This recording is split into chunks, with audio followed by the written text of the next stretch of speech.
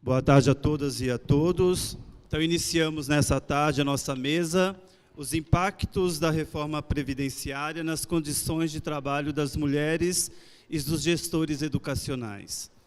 Vou apresentar rapidamente, aí vocês têm a apresentação do professor Dr. Vanderlei Couto, que é professor titular da Universidade de Brasília.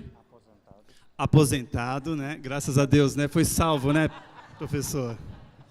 Mestre em Psicologia, doutor em Psicologia Social e pós-doutor em Psicologia pela Universidade de La Habana, pela École de Hautes Études de Sciences Sociales e pela London School of Economy and Political Science. Principais temas de estudo: trabalho, saúde mental, educação, alienação, psicologia social, comportamento, subjetividade. Apresentamos também a professora, mestre em Economia, Joana Mustafa, pesquisadora da Diretoria de Estudos e Políticas Sociais do Instituto de Pesquisa Econômica Aplicada, IPEA, possui graduação e mestrado em Economia pela Universidade Estadual de Campinas e atualmente é analista de políticas públicas do Banco Mundial. Tem experiências na área de economia, com ênfase em crescimento, desenvolvimento socioeconômico e políticas públicas. Nossos convidados virão hoje abordar dois aspectos, né? O sofrimento do coordenador pedagógico, assistente de diretor, diretor e supervisor, os sintomas que atingem esses profissionais pelo desgaste decorrente do contato constante com as dificuldades sociais dos estudantes e da comunidade, potencializado pelo aumento de tempo de trabalho proposto na reforma, e as consequências negativas da reforma para as mulheres. Pedirei licença para brevemente, professores, apresentar um pouquinho quem são esse grupo com quem os senhores irão conversar hoje. Então, nosso sindicato é composto, né, por especialistas da educação na cidade de São Paulo. Nós temos hoje, na nossa base de filiação, 4.805 filiados, dentre esses, 4.404 mulheres e 401 homens. Isso já é um retrato do que é a rede municipal de ensino de São Paulo, uma rede guiada por mulheres, né? São essas mulheres, mais de 90% das nossas escolas de guerreiras, e que enfrentam, juntamente com os homens, grandes desafios. Nós temos, no nosso sindicato, um importante mecanismo de retratar um pouquinho as dificuldades que as nossas unidades educacionais e os nossos trabalhadores passam. E eu gostaria de destacar, professores, algumas questões que talvez colaborem para pensar um pouquinho esse sofrimento que esses trabalhadores e trabalhadoras sentem todos os dias. Então, no último ano, o nosso retrato da rede, que é uma pesquisa feita com todos os nossos filiados, trouxe algumas informações importantes. 72,1% dos nossos filiados consideram o seu local de trabalho inseguro. 75% afirmam que a Secretaria Municipal de Educação e os órgãos centrais não oferecem projetos direcionados para enfrentar ou prevenir violências em seu local de trabalho. E as violências mais citadas são agressão verbal, ameaça, constrangimento, vandalismo e bullying. 74,5% indicam módulos de profissionais incompletos nas unidades educacionais. 76,5% indicam que o ambiente físico no entorno da escola apresentam problemas. E 78% levam trabalho para sua casa após o expediente oficial, comprometendo seu descanso e convívio familiar. Esse é um pouquinho o retrato do nosso sofrimento. E aí a pergunta que fica para essa mesa é a seguinte: essa reforma trará mais sofrimentos? E são as mulheres as mais impactadas? Então, com a palavra, professor Dr. Vanderlei.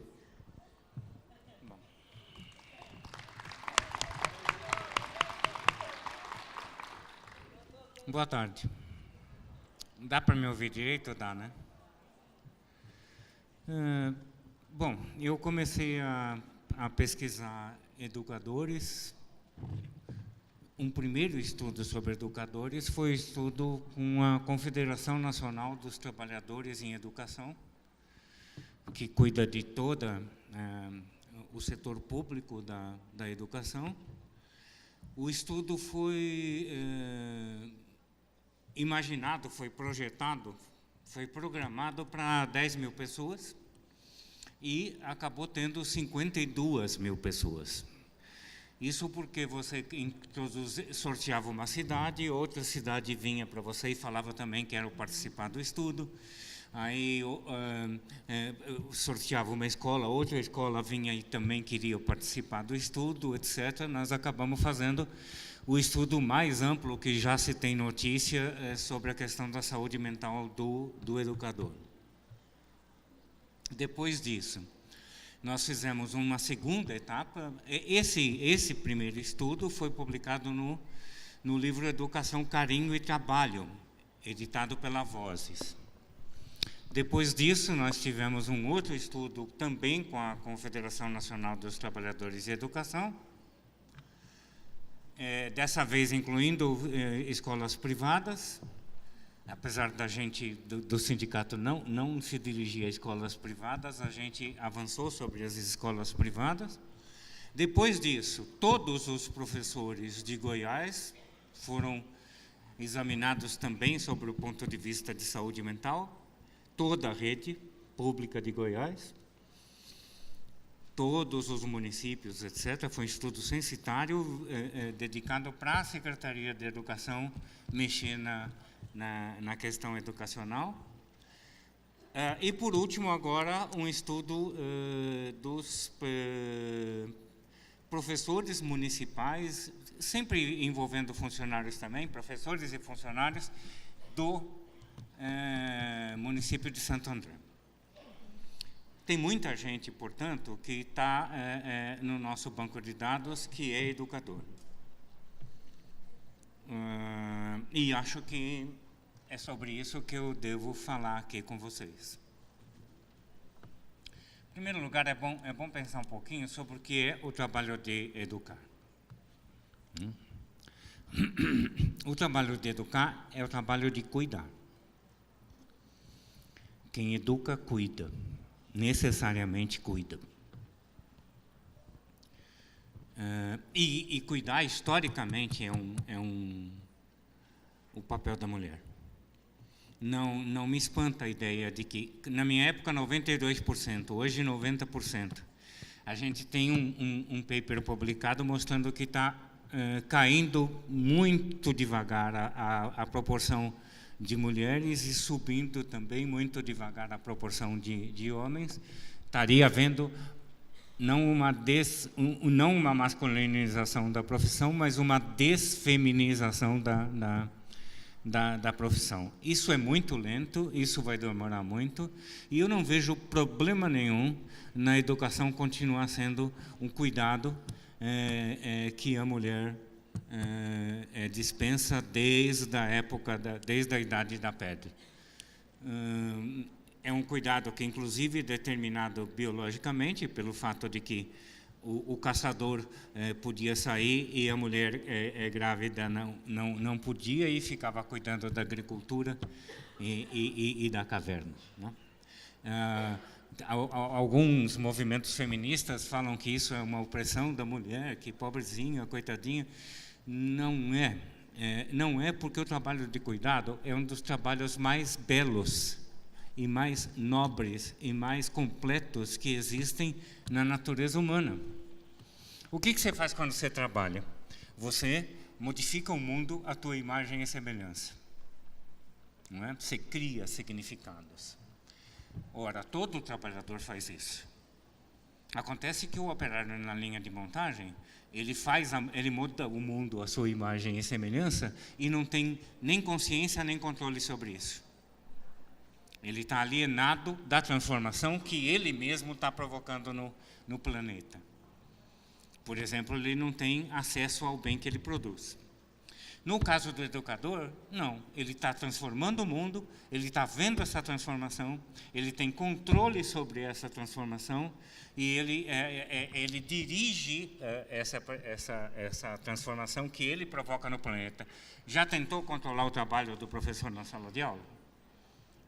Frustração clara, você não consegue controlar o que ele está fazendo. Isso dá para o professor um poder, uma forma de se relacionar com o mundo que é extremamente privilegiada. Todo trabalho envolve afeto.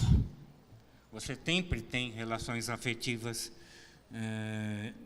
imiscuídas, misturadas, envolvidas no trabalho.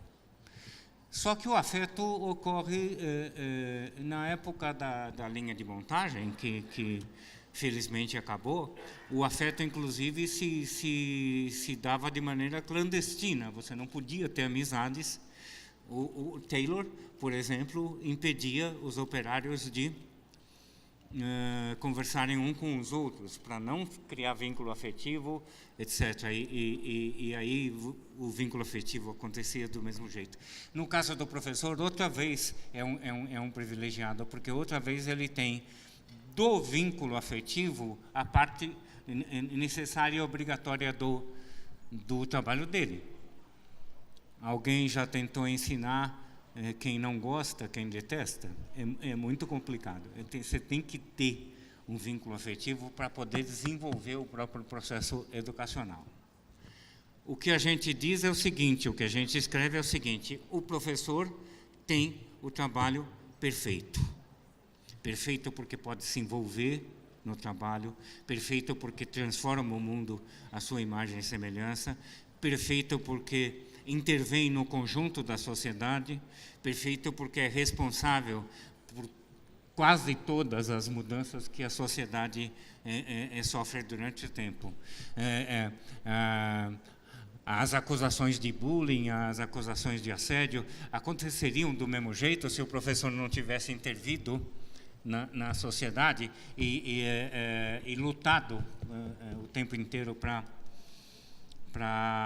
combater essas questões. Nós estamos falando de um trabalhador muito especial, de um trabalho muito especial. E é desse trabalho muito especial e desse trabalhador muito especial que vem o sofrimento.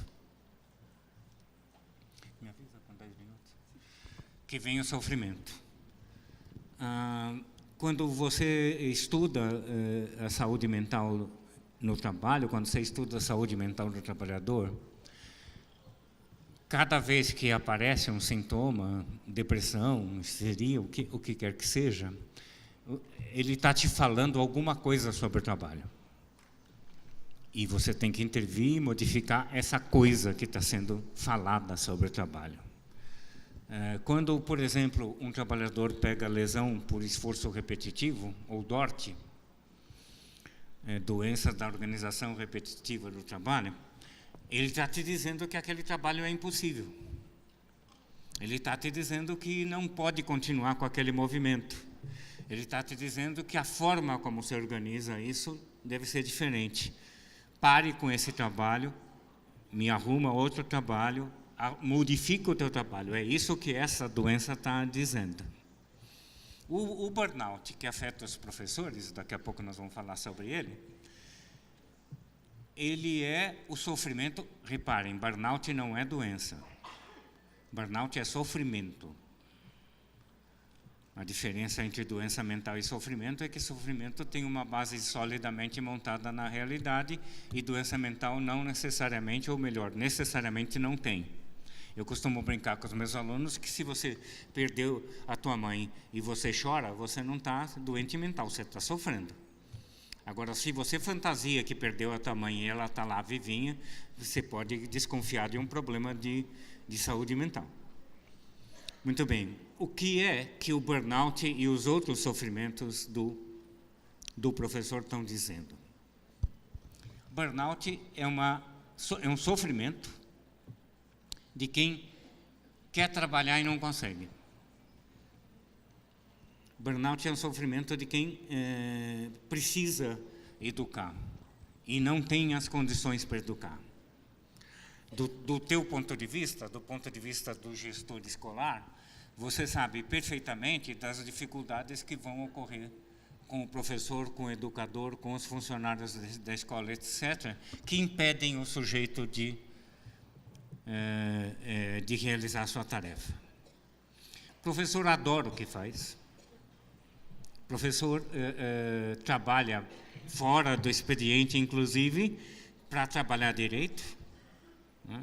A gente tem vários relatos do professor que chega no dia das mães, vai até uma papelaria, compra um monte de tranqueira para os meninos fazerem um presentinho, aí os meninos fazem uma bagunça do inferno, sujam tudo, passa cola um no cabelo do outro, aí o professor sai da aula, e aí o professor, como é que foi? Ah, foi uma maravilha. Foi uma maravilha porque ele fez o que ele podia, porque as crianças gostaram, porque a família, ele intervém na família, etc. E aí você entra com as condições efetivas de trabalho que simplesmente impedem o educador de educar. Isso é particularmente verdade na escola pública, onde a questão das condições de educação, elas são, de fato, um problema enorme. E criou-se, inclusive, en passant, entre parênteses, criou-se, inclusive, uma ideologia estranha de que investir em infraestrutura da educação é jogar dinheiro fora. Então, as cadeiras ficam ruins, a lousa fica ruim, mas a gente compra um computador. As cadeiras estão ruins, as mesas estão ruins, mas a gente chama lá os pais para fazer um teatrinho. E está gastando dinheiro com cadeira, está gastando dinheiro com ar-condicionado dentro da sala. Nós estamos falando de lugares no Brasil onde a temperatura é 40 graus à sombra. Eu tive o desprazer de viver no Rio de Janeiro, a sensação térmica de 55 graus. Se você não tiver, por exemplo, no mínimo um ventilador, mas corretamente um ar-condicionado, você não tem condições de assimilar e de educar, de fazer coisa nenhuma.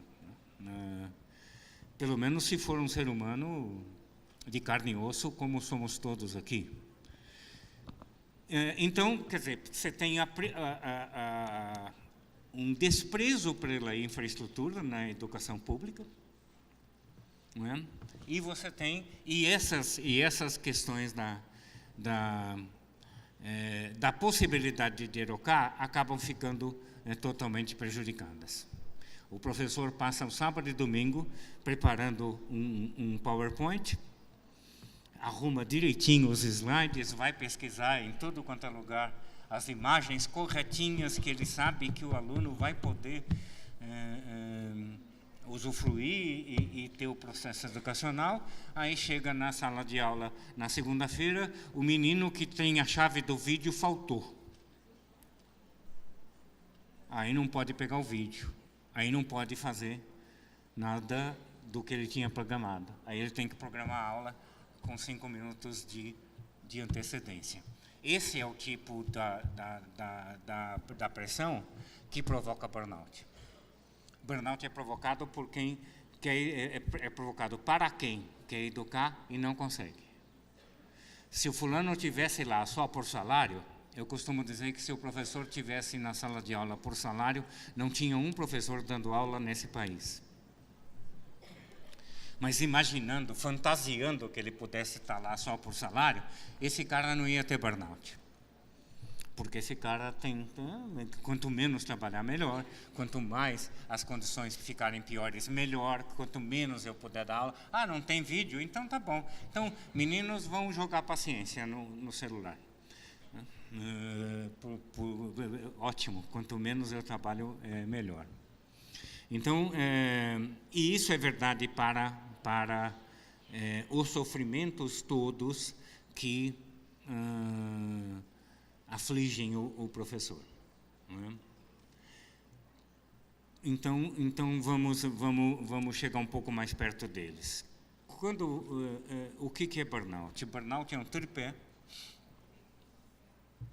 onde você tem exaustão emocional, despersonalização e baixo envolvimento. Baixo envolvimento é chamado em alguns lugares da literatura como cinismo. O que acontece? Cuidar, educar, é um trabalho que exaure emocionalmente.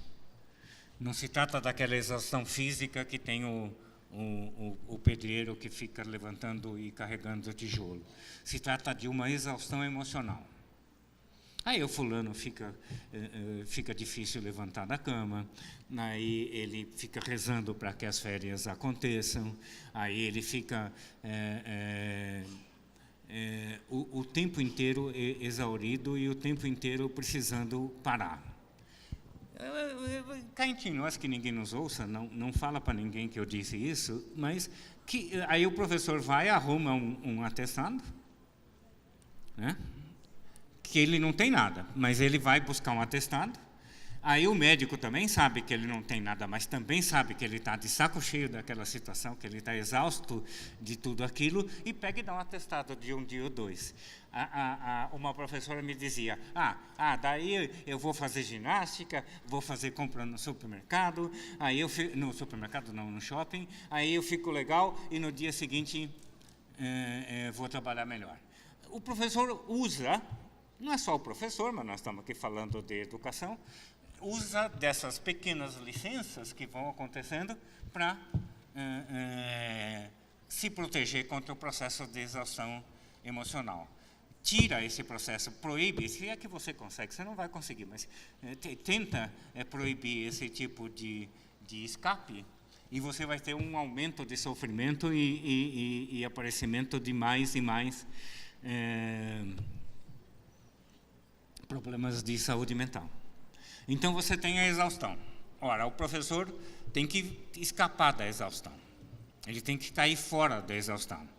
Se fosse um trabalho normal, ele simplesmente ia embora.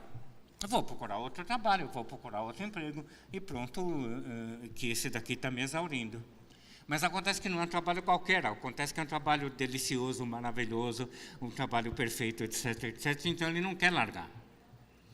A crise toda que a educação vem sofrendo no Brasil durante os últimos, 30, quantos anos, ela diminui o número de candidatos a ser professor, mas mantém a saída do professor muito baixa ainda.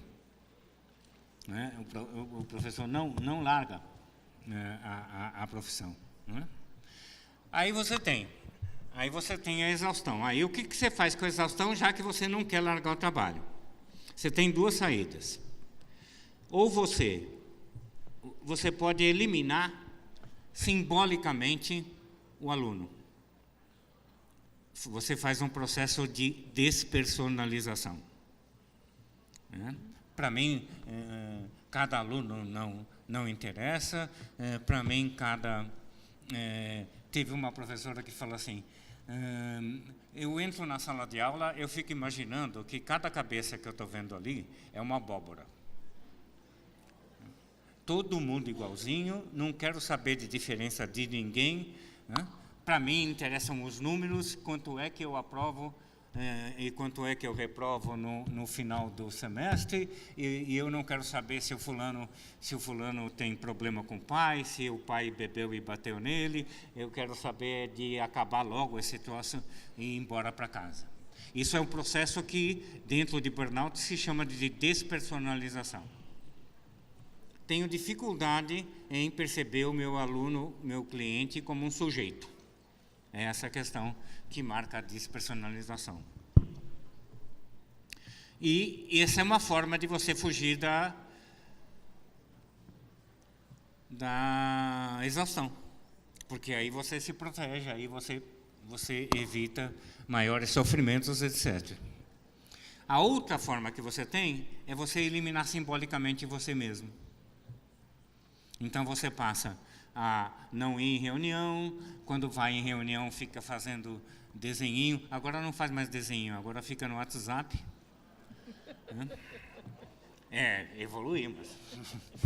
Fica no WhatsApp fazendo fofoquinha, mandando fotografia do neto, do filho, do namorado para os amiguinhos. E quando acaba a reunião, ótimo, vai embora. A pior reunião é a que dá certo, porque a reunião que se torna efetiva é a reunião que vai sobrar algum trabalho para mim. Então, eu não quero me envolver mais. E aí, é a outra forma de você se proteger da exaustão. Então, o tripé fica assim. Eu entro em exaustão e tento ou eliminar o aluno, simbolicamente, é claro, ou eliminar eu mesmo como docente no processo, e vai criar o ciclo vicioso do burnout. Ora, quando você despersonaliza e quando você se envolve pouco no trabalho, você acaba educando mal. E quando educa mal, você fica mal. Então te exaure mais. E aí entra num processo de ciclo vicioso, onde você vai tendo cada vez mais exaustão, cada vez mais baixo envolvimento, cada vez mais despersonalização. Esse é um dos problemas do professor. O segundo problema do professor é a fadiga de compaixão. Fadiga de compaixão foi uma descoberta de um autor norte-americano. Ele criou um instrumento. A quanto eu saiba, ninguém estudou isso no Brasil. O único estudo que tem é nosso. E nós temos um livro que chama Fadiga de Compaixão, que foi editado pela Voz, se não me engano. Eu sempre devo trazer os livros e sempre esqueço de trazer os livros, então, pelo menos eu falo deles. O professor, todo mundo sente compaixão. Todo mundo pode sentir compaixão no trabalho. Todo mundo, quando alguém é demitido, fica sofrendo junto com ele. Quando ele sofre um acidente, sofre junto com ele. Todo mundo. Ter compaixão é uma das boas coisas que os mamíferos têm. Não é ser humano, não. Mamífero tem. Rato tem. Formiga tem. Formiga não é mamífero, desculpa. Mas são mais os mamíferos que têm compaixão. Os primeiros estudos de empatia e compaixão foram feitos com macacos. Se você faz um macaco tomar um choque, o outro sofre junto com ele. Tem as mesmas reações de quem está tomando choque. Todo mundo tem compaixão. Compaixão é uma coisa bonita, humana, só que o professor tem obrigação de ter compaixão. Aí a coisa fica complicada. Uma coisa é você levar a moça no cinema, paquerar, pegar na mão dela, dar um beijinho. A outra coisa é você ter a obrigação de levar a moça no cinema todo dia durante 5 anos. Quer dizer, chega. Né? E isso envolve um processo de fadiga. Está muito pouco estudado ainda, ao contrário do burnout, que está muito bem estudado. Mesmo os nossos estudos sobre fadiga de compaixão ainda estão muito no começo, e acho que é uma coisa que vocês deviam se preocupar. Vocês, na condição de gestores, nós temos um instrumento de medida de fadiga de compaixão. Você tem todo um processo de inventário e questionário, você tem entrevistas mais subjetivas que podem olhar esse processo. Né? Como é que está meu tempo? A terceira grande questão, aí sim, é um problema de saúde mental. Essa foi uma descoberta nossa. Nos primeiros estudos... Não, eu não vou contar toda a história desse processo, que senão precisa de outra conferência. Mas a gente estudou professores e enfermeiros. Lá em 1992, 93. E a gente descobriu que tinha uma forte frequência de histeria. Aí, bom, a primeira hipótese foi óbvia, né? Se o velho Freud dizia que histeria é uma doença feminina, e se a mulher saiu de casa e foi para a escola, para a creche, então ela carregou a histeria junto com ela. Não é? Não é. Vamos lá, então, estudar homens, educadores. Pronto, histeria igual, se não maior que as mulheres. Maior. Pouquinha coisa, mas maior. Então vamos estudar mulheres que não educam, que não são professoras, que não são o quê? Que estão dentro de casa, cuidando de casa. As mulheres que o Freud estudou. Nada de histeria. Nada. Nesse grupo, nada. Não adianta eu estou contando a história. Eu quis acelerar e não consegui. Bom, então não é a questão da sexualidade, não é a questão do trabalho doméstico, não é algo feminino. Nós escrevemos um capítulo num livro que chama Histeria, uma doença profissional. O que acontece? Isso acontecia com as histéricas do Freud também, tá? O que acontece? O afeto, o cuidado, o carinho é uma energia tua que você deposita fora de si num sujeito determinado. Isso é verdade para o teu namorado, isso é verdade para tua mãe e teu pai, isso é verdade para os teus alunos. Você joga, o Freud chamava isso de libido, você dirige a tua libido para um objeto, que pode ser o aluno, e é o aluno, assim como pode ser qualquer um da família, um amigo, não sei o quê. É o aluno. Quando você dirige esse objeto dirige essa energia para um objeto e ele não volta, ele não te devolve essa relação, você transforma essa frustração em dor. E aí você tem conversão, né? O Freud dizia que o músculo do histérico não é um músculo anatômico, né? Que é um músculo social, que é um músculo psicológico. Não pode ser dor muscular aqui e aqui, mas o histérico tem. Ele tem dos dois lados, né? Então você começa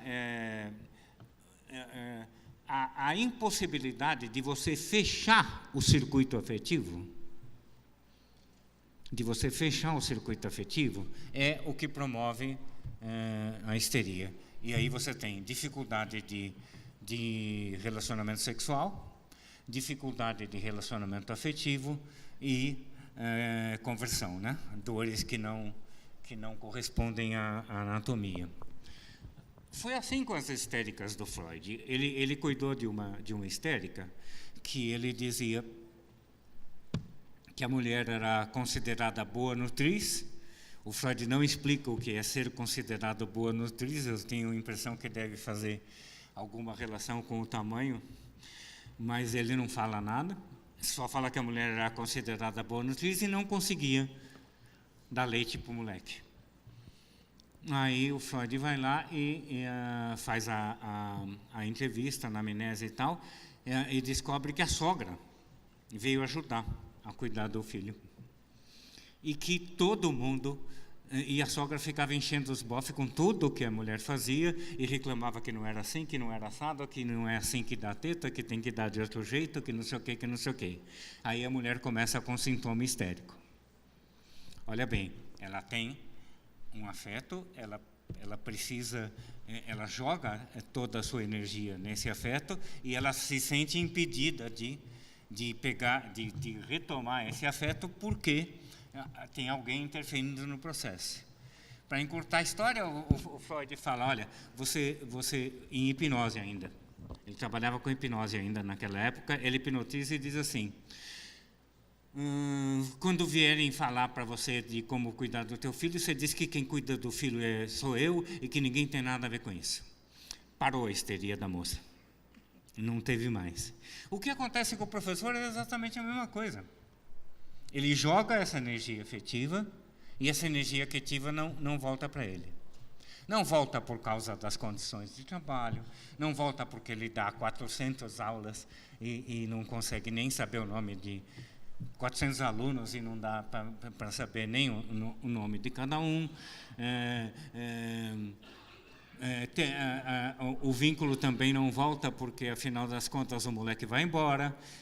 E você já viu o orgulho, a felicidade de um professor quando ele encontra um ex-aluno e sabe que o ex-aluno está trabalhando, virou gente boa, e não sei o que, ele chora quando ele te fala essas coisas, porque ele sentiu que o afeto voltou para ele, né?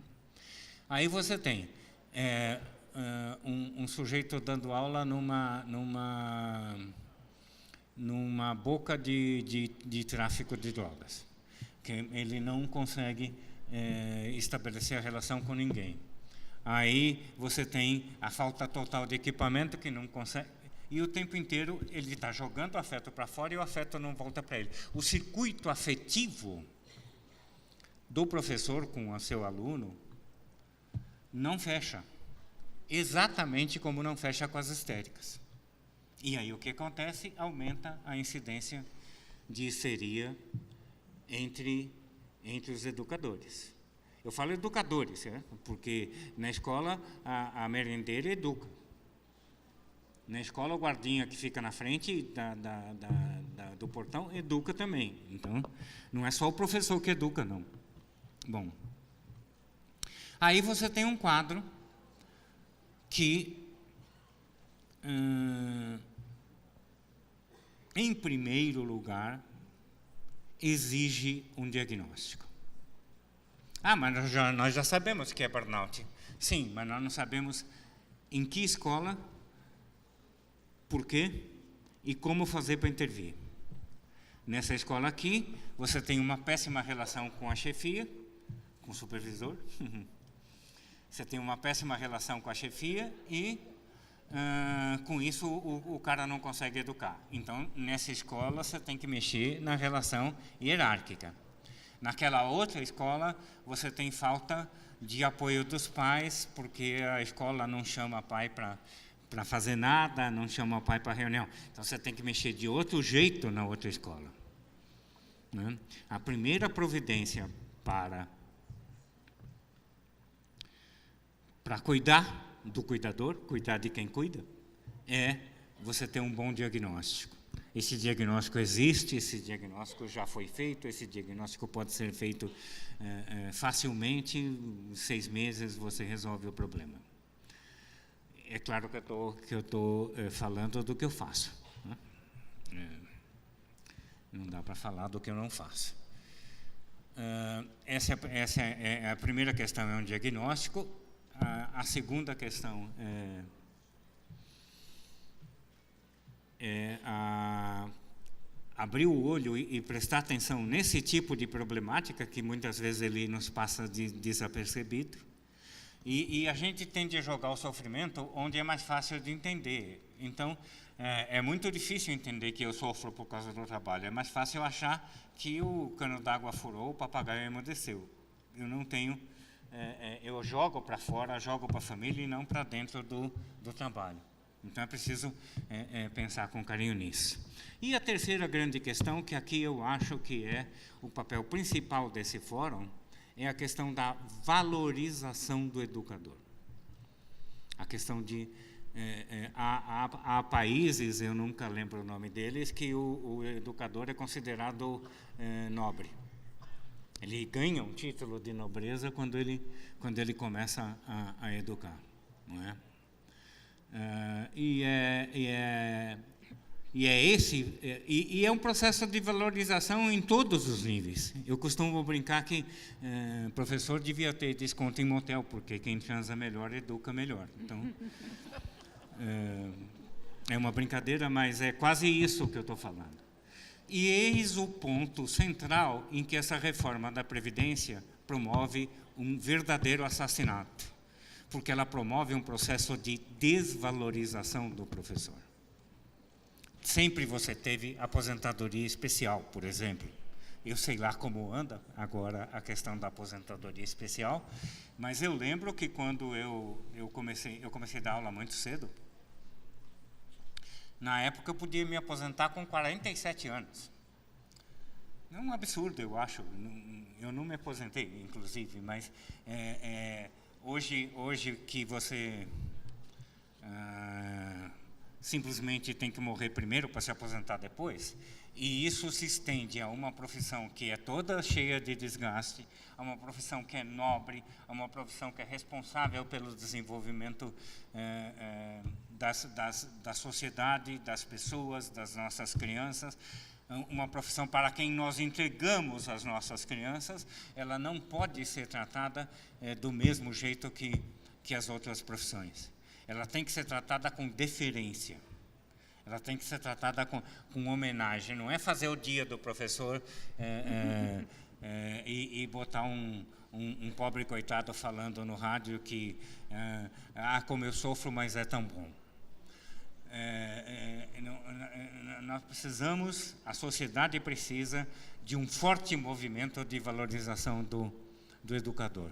E vocês, enquanto entidade sindical de supervisores de ensino, têm um papel extremamente importante nisso, porque é nesse cotidiano da luta sindical que vai ocorrer o processo de valorização. Ou ele ocorre aqui, ou ele não ocorre em lugar nenhum.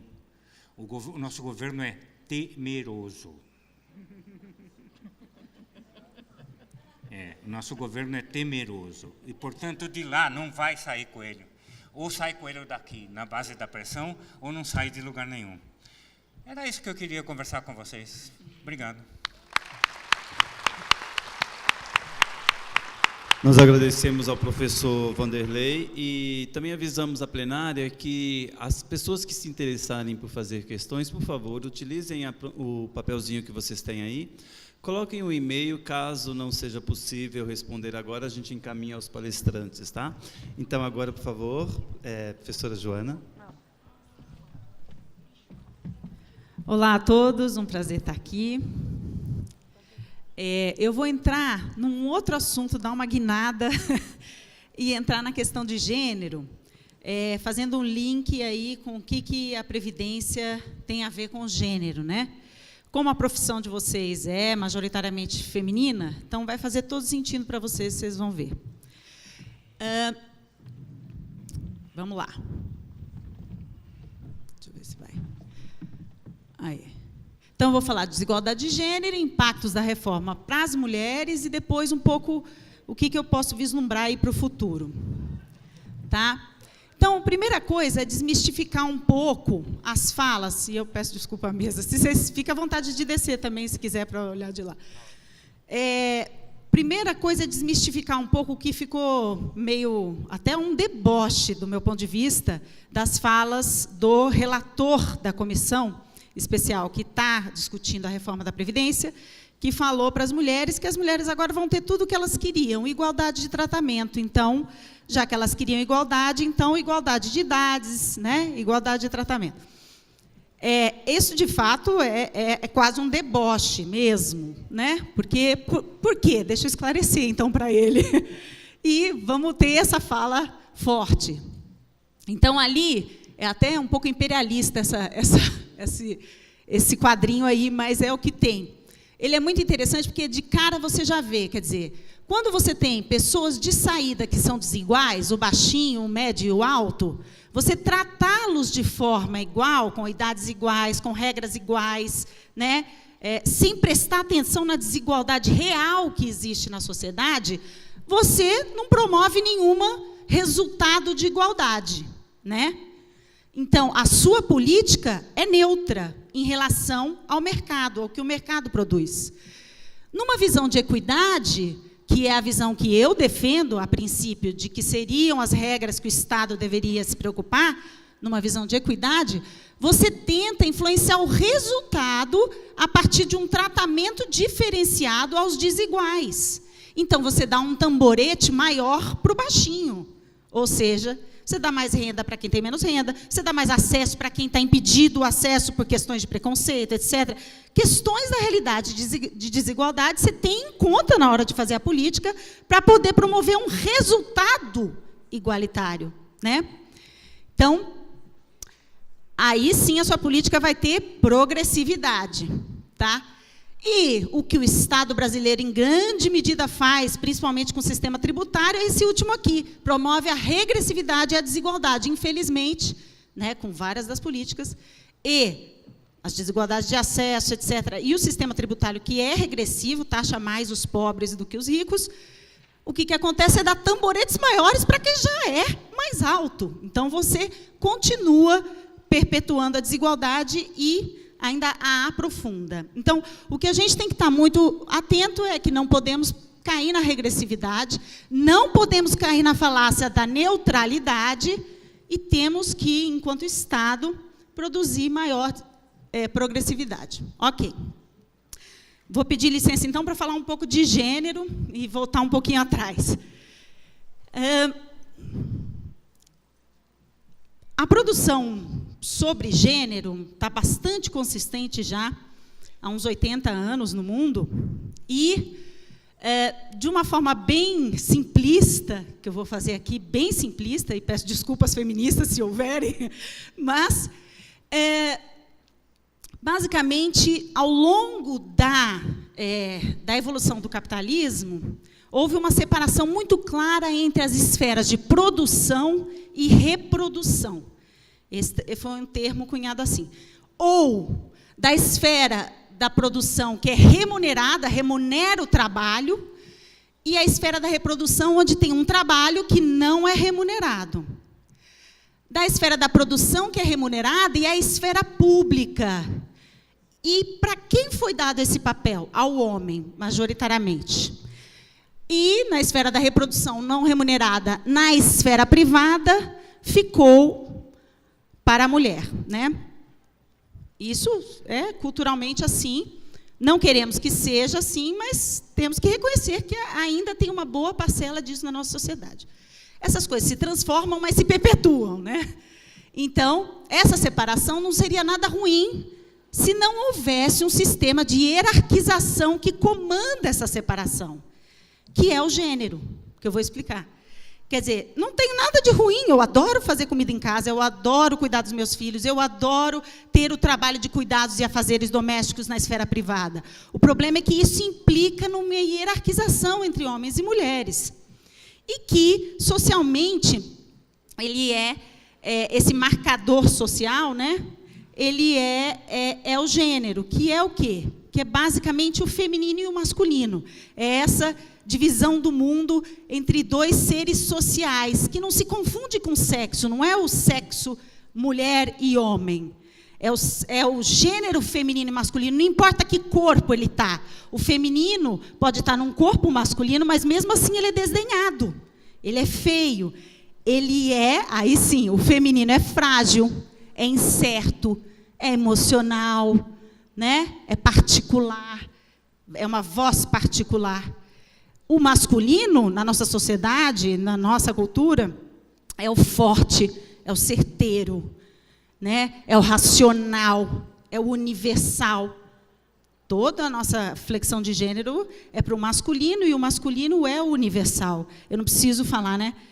Os brasileiros, não preciso falar os brasileiros e as brasileiras, porque o masculino é tido como universal. O lugar de fala do homem é um lugar de fala universal. O da mulher é sempre o particular. Você pode reparar que a gente tem um pouco de vício de falar. Eu sinto que... A gente começa sempre as nossas falas com... tem que até, eu me policio de vez em quando, com, assim, pedindo desculpa por estar falando e falando do meu lugar de mulher.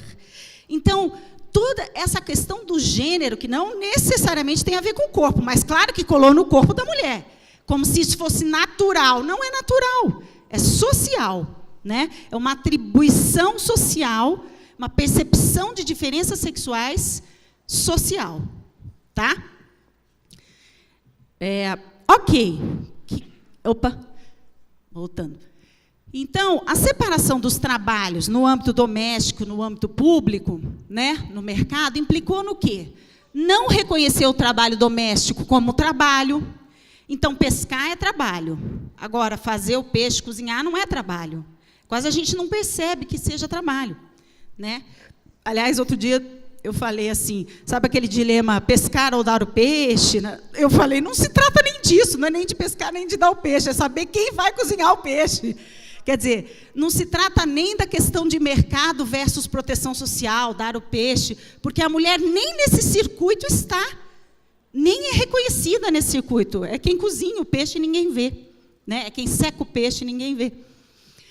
Então, não ter regra, essa separação, você não tem regra que separe o trabalho do lazer, dificultando o dimensionamento e o reconhecimento de que aquilo é trabalho, né? Encarar o cuidado como obrigação afetiva, natural das mulheres e não como trabalho, né? O cuidado, claro que ele tem uma dimensão afetiva, mas ele também é trabalho, né? Não remunerar os cuidados e afazeres domésticos, óbvio, você está dentro da sua casa, quem é que vai te remunerar? Né? Não está no mercado. E, óbvio, se não há remuneração, não tem proteção social, que deriva de um sistema contributivo, né, de salários, de uma sociedade salarial. Bom, então, vocês estão percebendo que já essa divisão entre privado e público, remunerado, não remunerado, né? Não remunerado e remunerado, implica numa hierarquização. Para começar, não tem um salário, se você só trabalha nos cuidados e afazeres domésticos, né?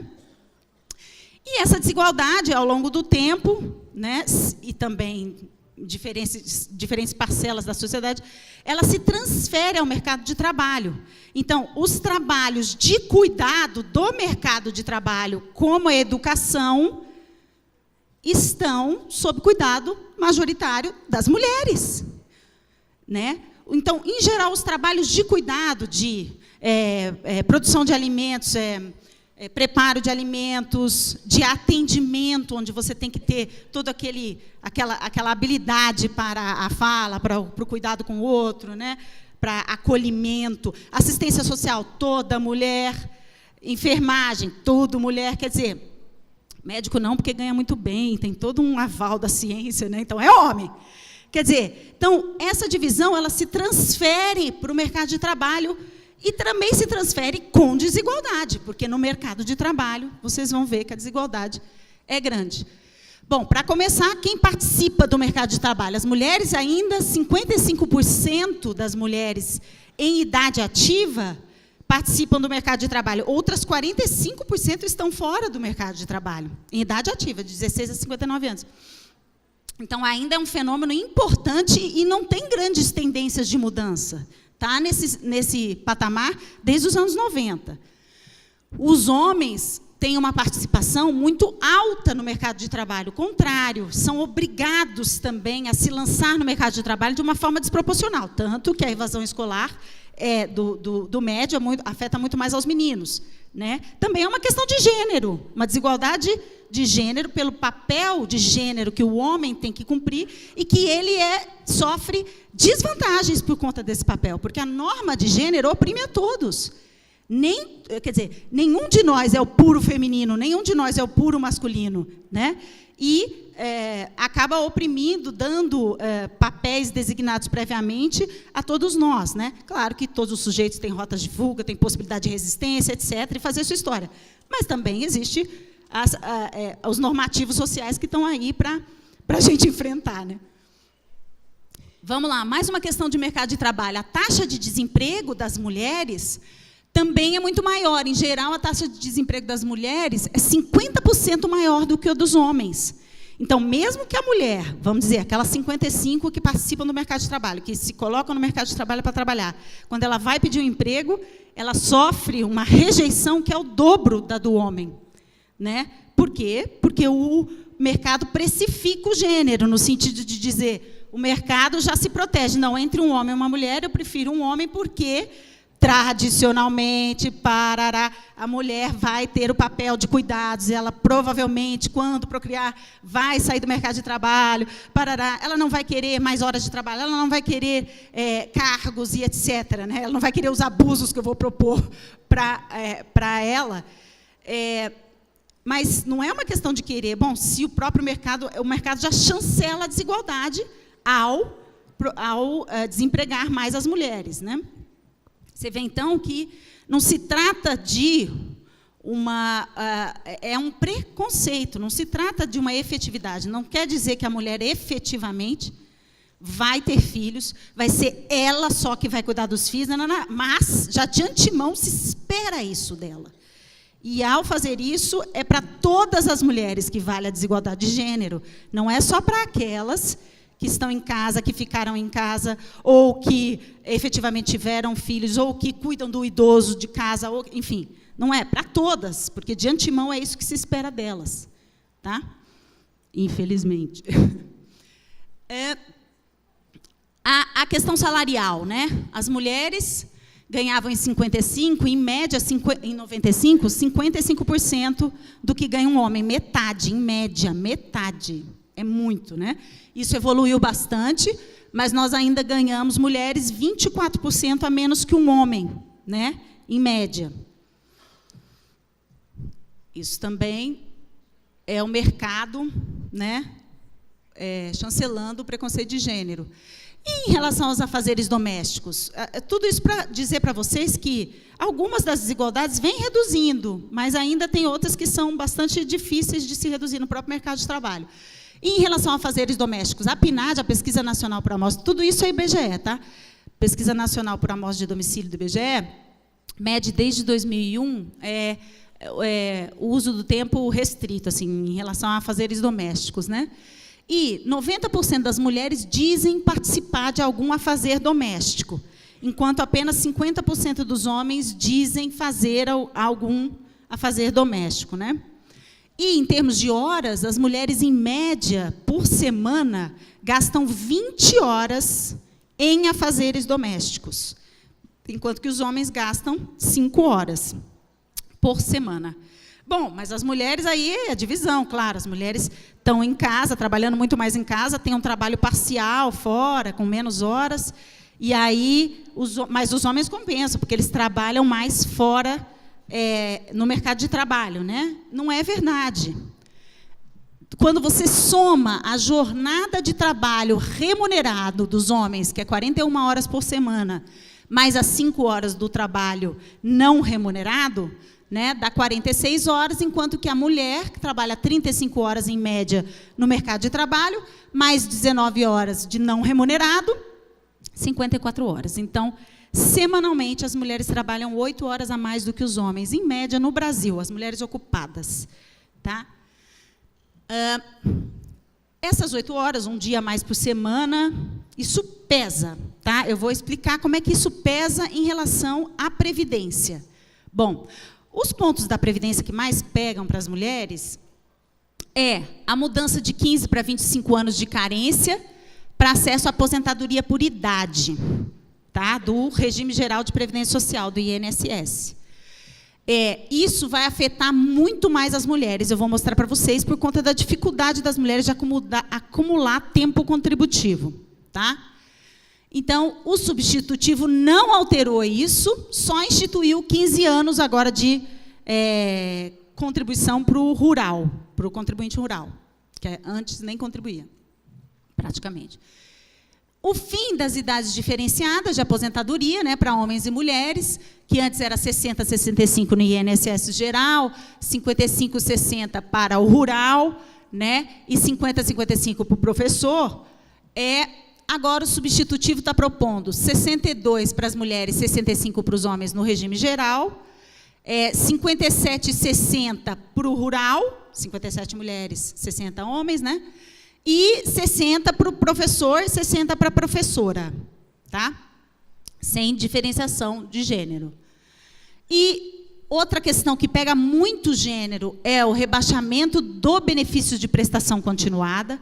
O benefício de prestação continuada é um benefício assistencial para aqueles acima de 65 anos ou deficientes físicos, mas no que importa aqui agora eu estou falando de idosos, e paga um salário mínimo, sem você ter tido contribuição anterior, só que você precisa comprovar que a renda familiar per capita tem que estar abaixo de 1/4 de salário mínimo, quer dizer, numa condição de miserabilidade.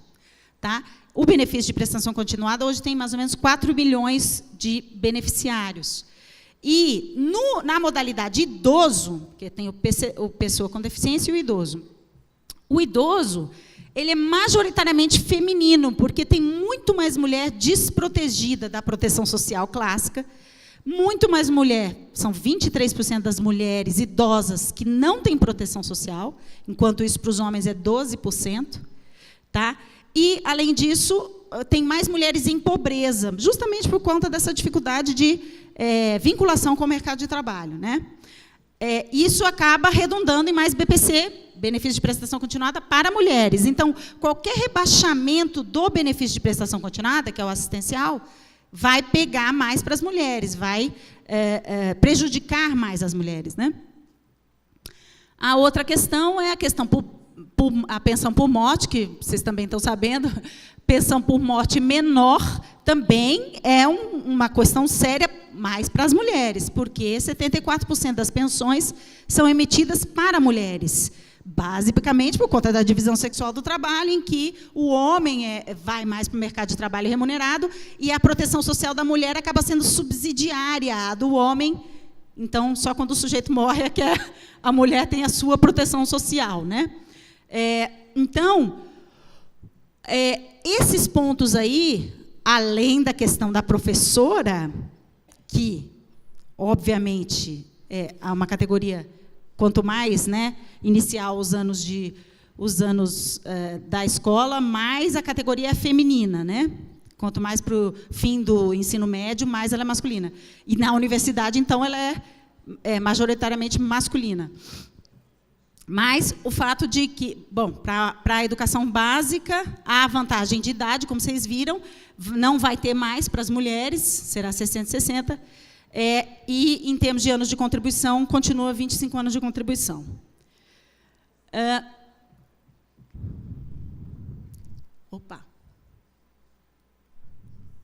Ok. Então, o argumento do governo é um argumento bastante bem demográfico, ele é bastante demográfico, restrito à demografia, e fiscal. Né?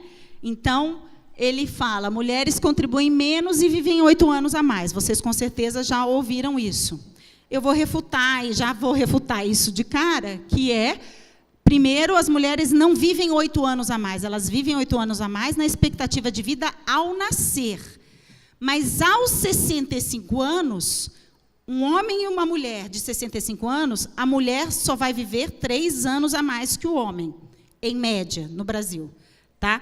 Por quê? Porque, obviamente, a mortalidade ao longo da vida, ou seja, do ao nascer aos 65 anos, a mortalidade é muito mais masculina, porque nós temos a maior taxa de homicídio do mundo, e é jovens negros, né? Então, homens.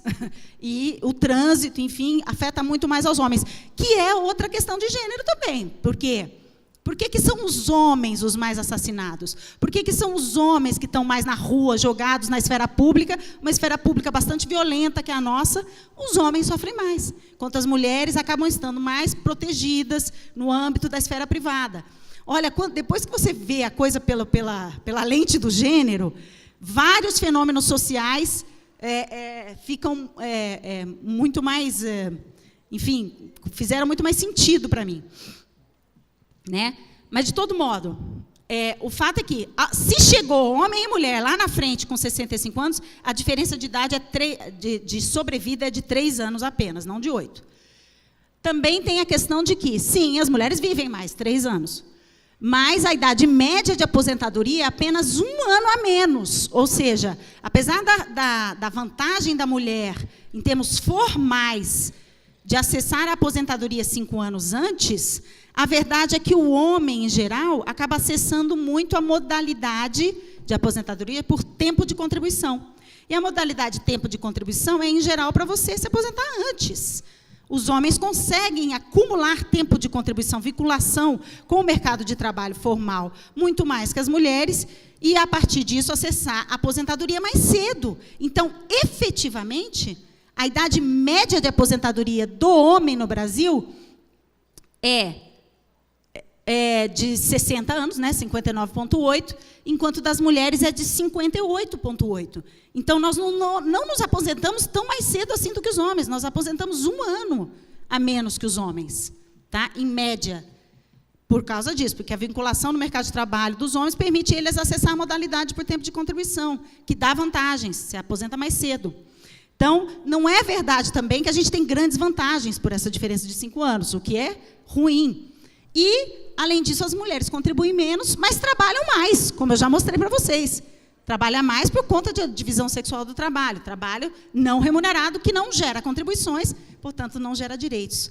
Então, essa fala, aquela fala ali, mulheres contribuem menos e vivem 8 anos a mais, é uma fala que não tem em vista a questão da proteção e das desvantagens que a mulher tem no mercado de trabalho. Ela tem em vista um olhar muito do ponto de vista da capitalização do sistema, como se você precisasse contribuir exatamente o que tem que ser para você receber lá na frente, como se fosse uma poupança. E não é. A questão da Previdência Social, ela é justamente redistribuir a renda. Ela não é simplesmente ser neutro e simplesmente refletir a desigualdade que está dada no mercado de trabalho. Se fosse isso, pode ir no Bradesco, que ele faz isso tranquilamente. Não precisa do Estado para isso, né? Que é justamente o que eles estão, infelizmente, fazendo. Opa!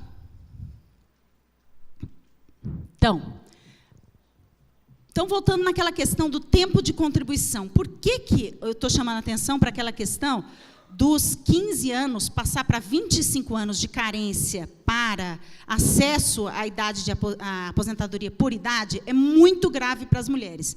A aposentadoria por idade é 64% das aposentadorias concedidas às mulheres. Portanto, um aumento de 15 para 25 anos de carência mínima vai implicar que 56% das mulheres, até 56%, não alcança 25 anos. 56% ainda está em 15, 20, 25, 30. Aqui, na verdade, não é bem 30, é 29, justamente porque é quem não vai conseguir chegar nos 30.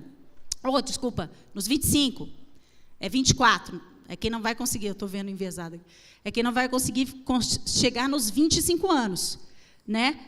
Você vê, as curvas, essa é a curva da mulher, essa é a curva do homem. A curva da mulher ela já desloca, porque tem muito mais mulher que pede aposentadoria com menos anos de contribuição.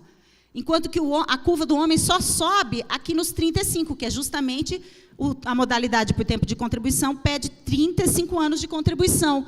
Então, com 35 anos, você tinha concedido só 40% das aposentadorias para os homens. A partir daqui, você chega rapidíssimo no 100%. Então, 64% das aposentadorias acessadas pelos homens são pela modalidade tempo de contribuição, enquanto para as mulheres é só 34% que vai para essa modalidade. A grande maioria está na aposentadoria por idade. Por isso que aumentar de 15 para 25 vai, de fato, excluir uma parte muito importante das mulheres. Eu quero chamar a atenção aqui que eu não falei isso antes, desculpa, isso é só regime geral da Previdência Social. Isso é uma estimativa que a gente está fazendo a partir do regime geral da Previdência Social, tá? Então, portanto, não pega os servidores públicos aqui, mas esse é o contingente, é o maior contingente de pessoas e de aposentadorias que são concedidas por ano. Então, aqui, para vocês terem ideia, se com 62 anos, se o governo negociasse, né, idade de 62 anos para as mulheres e carência só de 16 anos, ao invés de 15, que é hoje, você excluiria 17% das mulheres, enquanto que com 65 anos e 16 de carência, você excluiria 9% dos homens, ou seja, 9% não alcançaria 16 anos, porque hoje só alcança 15, né? E assim por diante, 19 anos de carência, 25 anos de carência, que é o texto do substitutivo, excluirá 53% das mulheres e 26% dos homens. Tá? Aqui está um pouco diferente do outro, justamente porque eu faço a conta da idade. Né? Então, para se aposentar com até 62 anos, para se aposentar com mais de 62 anos, é óbvio, quanto mais você aumenta a idade, mais tempo as pessoas têm para trabalhar, né? Mas também, quão de capacidade laboral você vai ter, além dos 62 anos. Vai havendo perda de capacidade laboral. Aqui, a gente podia pensar, puxa, mas quem são essas pessoas? É muita gente que vai perder o direito, quem são? Aqui é a relação entre renda de aposentadoria do regime geral e anos, e esse aqui é anos de estudo, tá? Essa é a curvinha das mulheres e essa é a curvinha dos homens. Então, quanto maior os anos de estudo, maior a renda de aposentadoria, certo? Para ambos. E para um dado ano de estudo, né, o rendimento do homem de aposentadoria, o benefício do homem é maior, porque ele contribui com salários maiores, porque ele ganha mais. Lembra lá da desigualdade salarial, né? Mas o que importa aqui dizer é que quem recebe mais aposentadoria tem mais escolaridade. Isso é óbvio, isso é uma relação clássica entre escolaridade e renda, tá?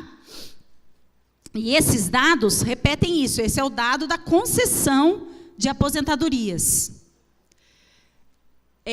Também, quem recebe maiores aposentadorias também tem maior tempo de contribuição.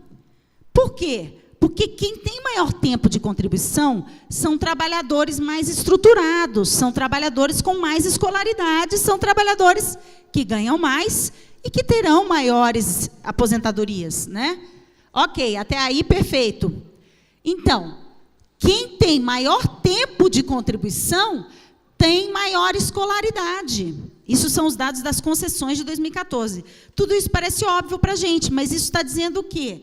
Quem tem maior tempo de contribuição é mais estruturado no mercado de trabalho, tem maior escolaridade. Não é uma escolha contribuir mais tempo, é uma situação social, é uma situação prévia de, se você contribui pouco tempo, não é porque você escolheu, eu contribuí 15, mas se o governo passar para 25, agora eu vou contribuir 25. Agora eu vou fazer a conta de chegada, vou ser racional, fazer uma conta de chegada, começar a contribuir antes. Não se trata disso, não é uma escolha. Os mais precarizados, os que têm menos escolaridade, que ganham menos, que têm maior rotatividade, passam por maiores tempos de desemprego, né, conseguem se filiar menos aos trabalhos formais, são aqueles que têm menor tempo de contribuição. Portanto, não adianta, como um passe de mágica, você falar, contribua ao invés de 15, 25. Não vai conseguir. É por isso que eu estou aqui reforçando o ponto de que aquela exclusão que eu mostrei, de 53% para as mulheres e 26% para os homens, ela é muito real, ela é muito possível. Tá? Aqui é uma simulação, já vou passando para frente, que a gente fez também em relação à divisão sexual do trabalho. Bom, se a divisão sexual do trabalho implicou numa dificuldade maior das professoras e das mulheres contribuírem, e, portanto, um aumento do tempo de contribuição mínimo de carência vai afetar mais as mulheres, e fortemente, também a questão da idade, da igualação de idades, é um problema, porque a diferenciação de idades, ela reconhece o sobretrabalho feminino, aquelas 8 horas que eu mostrei para vocês, semanais, das mulheres por conta do trabalho reprodutivo. Bom, 8 horas por semana significa o quê ao longo de uma vida laboral? Ao longo da média da vida laboral da contribuinte brasileira, significa 5,4 anos a mais de trabalho do que um homem.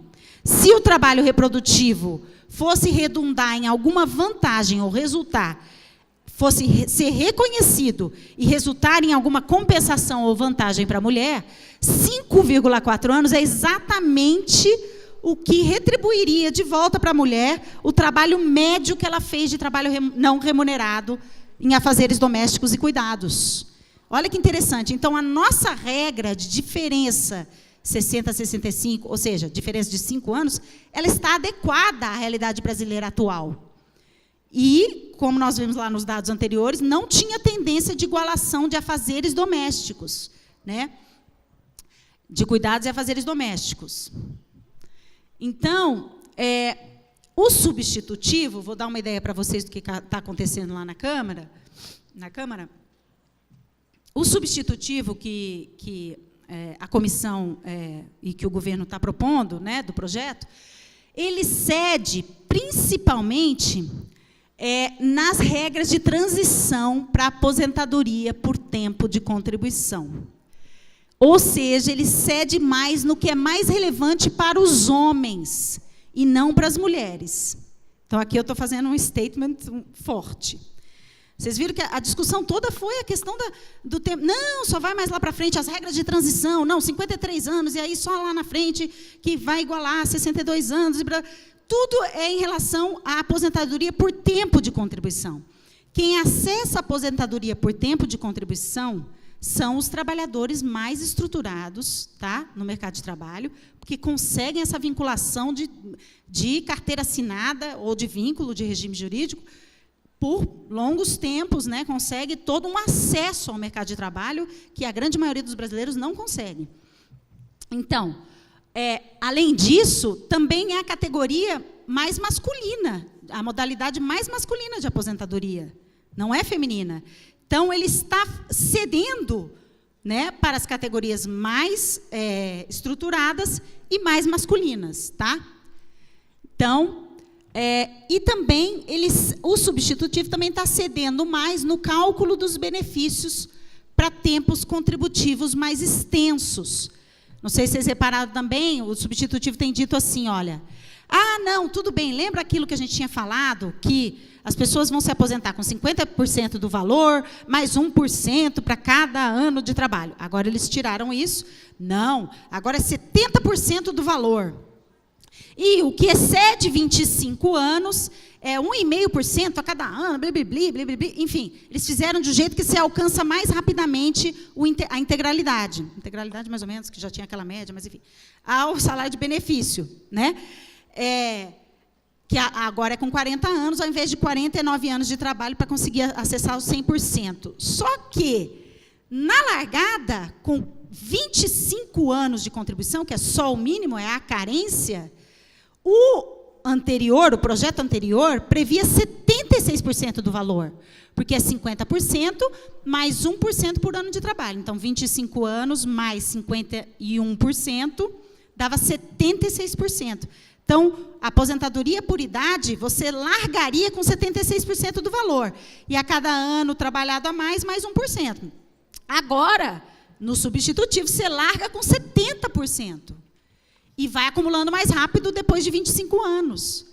Ora, 70%, eu não falei para vocês que a grande maioria dos precarizados, menos escolarizados, mulheres, acessam a modalidade de aposentadoria por idade com uma média de 22 anos de contribuição hoje, e a grande maioria, a mediana, de 18 anos de contribuição. 50% está abaixo de 18 anos de contribuição. Então, se as mulheres conseguirem chegar a 25 anos de contribuição, vão levar só 70%. O anterior, o projeto original, era 76%. Então, para vocês perceberem que o substitutivo, parece que ele está cedendo um monte. Não está. É impressionante. Eu fico animada. Olha só, cederam aqui. Vai lá meu amigo e mostra. Não, olha, presta atenção. Não. É impressionante. Qualquer ponto que eu vou olhar é uma falácia. Assim, não é querer ser maldoso com o governo nem nada, porque eu realmente achei que com a luta a gente ia conseguir quebrar, né, as forças aí e conseguir negociar um pouco. Mas é que depois você vai ver o resultado da negociação do substitutivo, é pior do que a encomenda. Atualmente está pior do que a encomenda para certos setores. Tem outros setores que a gente precisa olhar com calma. Mas, claramente, para as mulheres do regime geral urbano, que é a grande maioria das trabalhadoras, está pior, porque elas vão acessar 70% do valor, não 76%, e porque elas vão ter que, ao invés de trabalhar, contribuir 15 anos, 25. O que, infelizmente, não é por um passo de mágica, vai ser impossível elas chegarem a 25 anos de contribuição, pelo menos para 50% delas. Tá? Então, visão de futuro muito rapidamente. Uma das grandes justificativas para a reforma da Previdência é a questão demográfica. Então, aqui, aquela roxinha é a razão de dependência total, ou seja, o número de pessoas jovens, crianças, mais idosos, dividido pelo número de pessoas ativas, né? A tracejada verde é a razão de dependência das crianças. Está caindo o número de crianças sobre pessoas ativas no Brasil. A gente sabe disso. Fecundidade cada vez menor, etc. Já a razão de dependência dos idosos, que é a linha vermelha tracejada, está aumentando, porque está aumentando o número de idosos por pessoa ativa no Brasil, né? E a resultante é que nós vamos ter um envelhecimento da população. A partir de 2023, né, vai voltar a ter uma razão de dependência crescente e majoritariamente composta por idosos. Tá. E quem vai cuidar dos idosos? Essa é a minha pergunta de futuro para vocês. Né? Quem vai cuidar dos idosos? Hoje, quem cuida dos idosos é a família. Mentira, é as mulheres dentro da família. Tá? A família também é outra categoria bem questionável, né? Porque tem desigualdades dentro da família. E, na família, quem faz esse cuidado são as mulheres ainda. Majoritariamente, tá? Então, o aumento da razão de dependência, se ela não for acompanhada por políticas públicas que tentem reduzir a divisão desigual sexual do trabalho que hoje ainda existe, né? E que aumentem a oferta pública de cuidados, né? Se isso não acontecer, tem um trabalho de afazeres domésticos e de cuidados a ser feito. Hoje, ele é feito majoritariamente por mulheres. Como é que nós vamos ter convergência no mercado de trabalho no futuro? Porque, veja bem, a convergência no mercado de trabalho está estreitamente ligada à queda da fecundidade. A queda da fecundidade, ela não é um fenômeno natural. A demografia não é um negócio natural. Pode até ser, né? Se cair, sei lá, se acontecer alguma hecatombe, etc. Mas ela é majoritariamente, enquanto tendência, um fenômeno social. A redução da fecundidade, ela tem tudo a ver com a busca de autonomia da mulher, secular. Por quê? Porque justamente o trabalho de cuidados dos filhos recai mais sobre as mulheres. Portanto, solução, não ter filhos, claro, ter menos filhos, né? Mas é óbvio que isso vai se entranhando. E, à medida que você vai tendo menos filhos, vai te possibilitando também sair mais para o mercado de trabalho e vice-versa, né? Ora, se existe um trabalho de afazeres domésticos para fazer, mas agora não mais com filhos, com idosos, majoritariamente, né? Estou falando aqui grandes tendências, tá? Mas não há oferta de cuidados pública. Tem oferta pública de cuidados para idosos no Brasil? Não tem. Não tem casas de acolhimento, não tem casas públicas, né? Tem as entidades, claro, as entidades são uma rede grande, mas cuidam principalmente dos mais necessitados, dos mais pobres, etc. Quer dizer, não tem política pública para idoso no Brasil. Então, obviamente que se um aumento da razão de dependência acontecer sem essas políticas públicas, isso vai limitar a convergência no mercado de trabalho. Isso é uma possibilidade. Quer dizer, as mulheres não vão optar tanto ou vão ter condições para sair para o mercado de trabalho. Então, vai ficar lá estacionada aquela 55% de taxa de participação feminina, né? Ou, estou aqui pensando mais para frente, ou vai impor uma carga excessiva às mulheres, aumentando a perda de capacidade laboral por invalidez e doença, porque você tem um trabalho de cuidados a ser feito, e tem o mercado de trabalho. Se essas coisas não se dividem melhor, né, entre homens e mulheres, isso implica numa carga excessiva para as mulheres. Essa é uma questão de saúde, né, bastante importante. Ou aumenta a contradição de gênero, também em frente a outros marcadores sociais, como a raça. Então, a mulher rica e branca convergem com o homem rico e branco, porque ela pode sair para o mercado de trabalho, enquanto a mulher negra e pobre, né, continua em situação de trabalho muito precário e trabalho não remunerado em casa, né, sofrendo a pressão dos cuidados, provendo cuidados, inclusive, para a mulher branca rica, né? Então, também pode aumentar a coisa que a gente via reduzindo o mercado de trabalho doméstico no Brasil, trabalho doméstico remunerado, né? Ele vinha reduzindo como proporção do trabalho feminino. Ele saiu de 30% nos anos 90, hoje ele está em 15% do trabalho feminino, é o trabalho doméstico remunerado. Quer dizer, a tendência da gente reduzir a questão do trabalho doméstico, e o trabalho doméstico é, infelizmente, estruturalmente ruim para a mulher, porque ele implica numa relação de subordinação bastante grande, estando no âmbito privado, sem fiscalização do trabalho, tem todo um problema. 25% só das empregadas domésticas tem carteira assinada, só 25% ainda.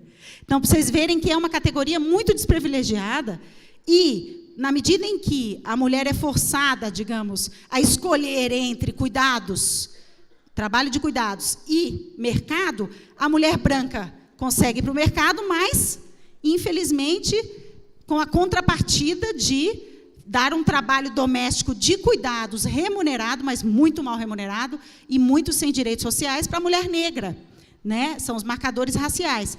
Então, todas essas dicotomias e essas contradições ficam mais marcadas à medida que a gente não tem oferta pública de cuidados, né? A outra coisa é que a tendência demográfica pode se intensificar e pode vir uma outra reforma, porque quem vai cuidar dos idosos, né?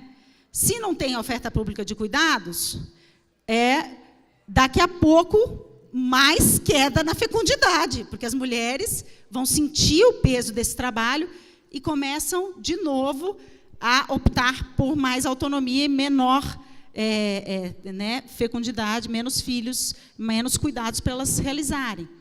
Então, isso pode implicar, num futuro próximo, de você ter outra reforma por razões demográficas, novamente. Eu estou só querendo desnaturalizar para vocês a demografia, porque se a gente fica com um argumento, como o governo, de que está caindo a taxa de dificuldade, então vamos fazer isso aqui. Bom, então vamos refletir isso na política pública, você não vai nem contrapor, você vai reforçar a tendência. Então, é um perigo também quando a política pública não é feita com o olhar da sociedade como um todo, né? Nós ainda estamos muito longe da OCDE, não vou mostrar isso, que meu tempo já acabou, mas é só para dizer que as nossas desigualdades de gênero ainda são muito grandes. Se você for a média de trabalho excedente das mulheres, por exemplo, no Brasil, que é 8 horas por semana, que eu falei para vocês, os países mais ricos da OCDE, em média, as mulheres trabalham 3 horas a mais, somando-se as 2 jornadas.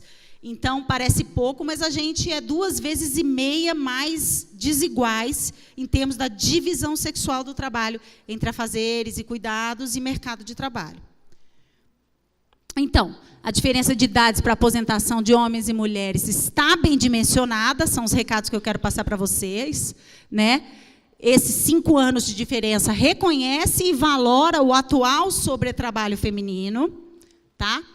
Nenhuma outra medida de redução da desigualdade foi proposta pelo governo, porque a gente até aceitaria igualar as idades, desde que houvesse alguma contrapartida. Não tem, não está se falando em licença parental, que é aquela licença compartilhada entre homens e mulheres após o nascimento. Tem vários países que fazem isso, né? Mulher tem que tirar 6 meses e homem 6 meses, por exemplo, de licença maternidade / paternidade, né? Chamada licença compartilhada, parental. Também não tem plano de fiscalização do trabalho doméstico, também não tem serviços públicos de cuidado para idosos, nem em domicílio, nem fora de domicílio. Não tem proposta de aumento de creche. Hoje, só 26% das crianças de 0 a 3 anos frequentam creche. Isso é pouco ainda. Não vamos pensar que a gente já universalizou, não, né? Porque fica até parecendo que é isso. Mas não é. Nessa faixa aí, é importante esse momento que a mulher se ausenta do mercado de trabalho.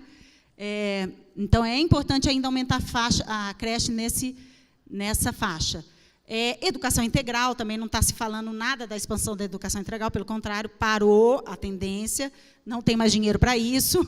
Então, o aumento de 15 para 25 anos de contribuição mínima implica numa mudança radical na participação das mulheres na Previdência. Então, a gente estima aí que entre 44% e 56% das mulheres ocupadas não conseguirão se aposentar. essa desproteção atingirá as menos escolarizadas e as mais pobres, tá? Aumentando fortemente a demanda por benefício de prestação continuada, que é aumentando a demanda pelo benefício assistencial. Não por outro motivo, ele era o mais atacado no início da reforma, né? Reduzir ele para meio salário mínimo, barará, barará.